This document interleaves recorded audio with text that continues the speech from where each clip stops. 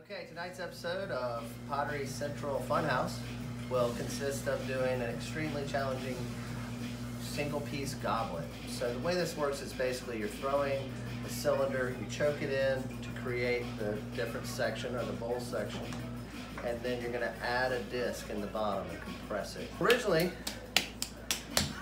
the first time I saw this was I believe it was a demonstration that Cynthia Bringle was doing somewhere, sometime.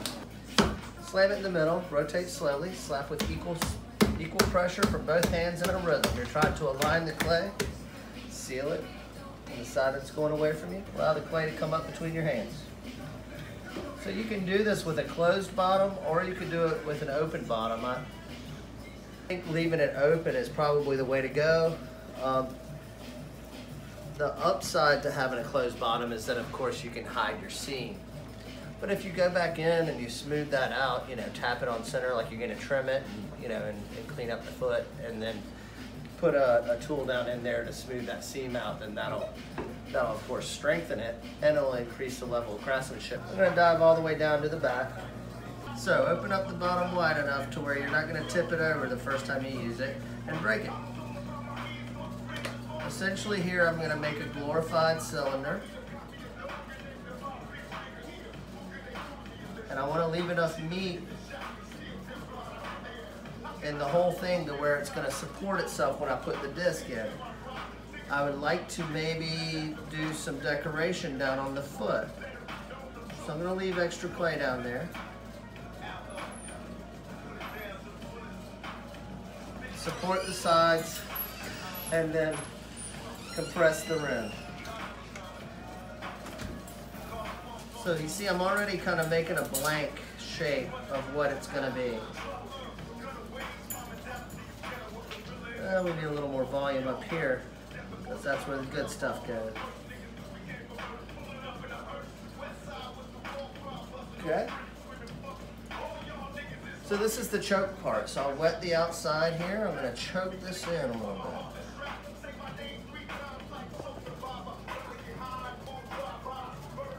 Teardrop in there.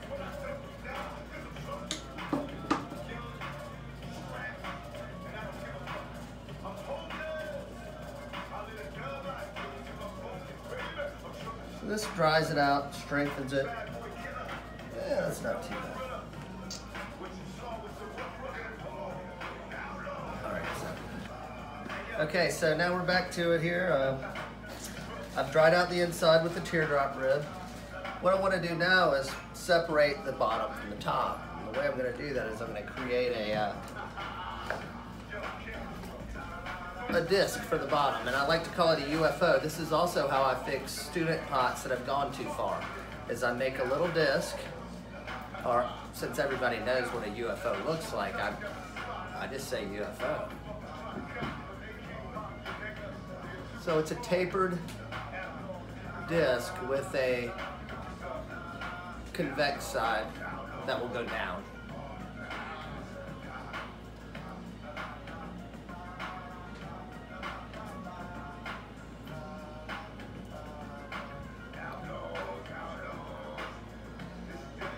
So the key here is hitting this right in the middle. If you're a little askew, or if your disc isn't really even, then you've created yourself quite a conundrum. So what we'll do is we'll apply some slip to the top of the, which is really the bottom of the UFO.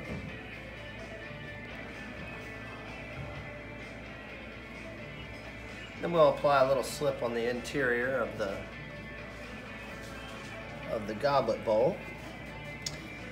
And then if the clay's a little soft, you may want to angle your tool a little bit so it doesn't just fall right off.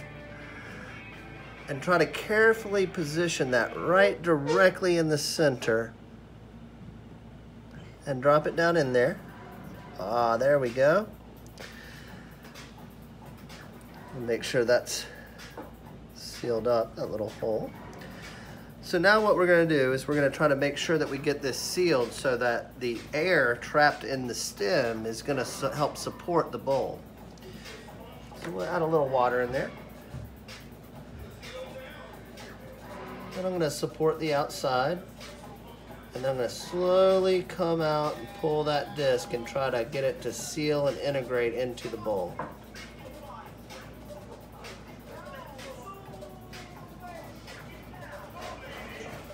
Now once it seals, then we know we have some room for error. I like to use a metal rib because I can throw dryer and it compresses the clay. So I'm going to support the outside here, and it also scrapes uneven clay off.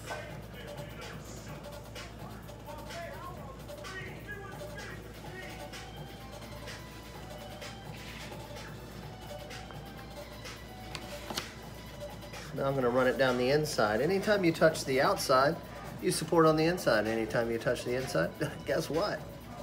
Support on the outside.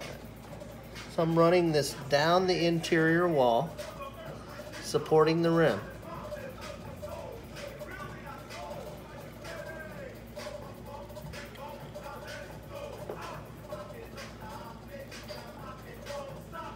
So I'm also trying to compress that disc.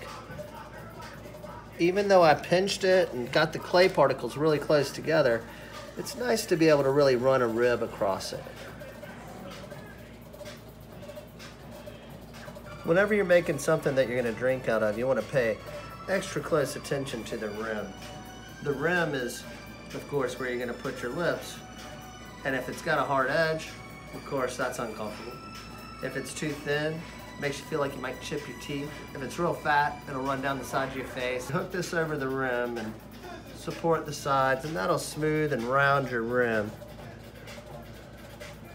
I think this would look nice if I could get it maybe a little bit taller stem here. So I'm going to wet the outside, and this would be really easy to throw this off, but just don't freak out. And then you can straighten your bowl back out.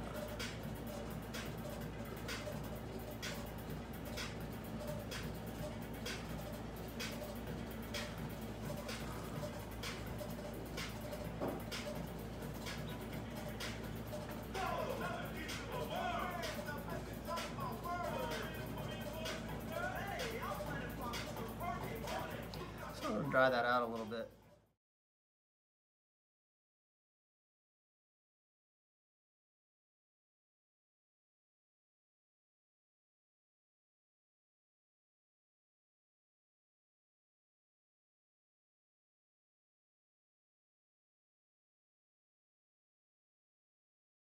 Do when I facet is use a cheese slicer. Unfortunately, I have no idea where my cheese slicer is. So I'm going to go with a wire tool. So if I goof this up, it's not my fault. It's my disclaimer in advance. So if you like faceted stuff, there's this guy, I believe it's Brad Schweiger.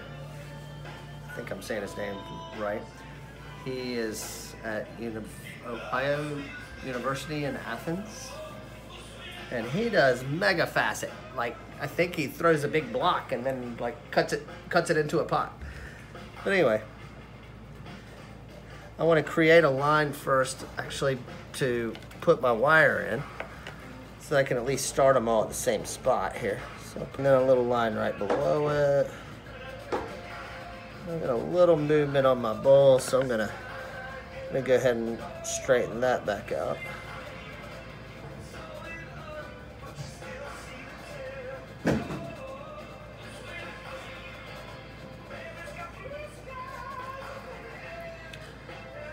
So when I first started faceting stuff, I came up with this idea, oh, I'll rotate it while I cut it. Wow, I'm so original. So then, you know, hey, felt really good about it up until like the very next month's issue of Ceramics Monthly. I saw an article Gay Smith had, was featured in, where she was doing the rotating faceting thing on her porcelain work.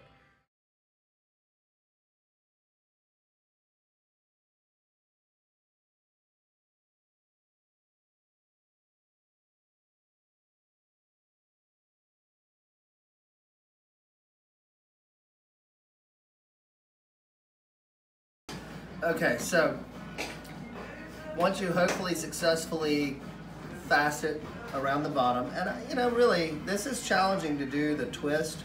So if you don't want to do the twist, then just do it straight. It's a lot easier. I came down a little far here and cut it, so I'm gonna try to reestablish that separation down here at the bottom. Then I'm gonna utilize the chamois to soften some of these edges.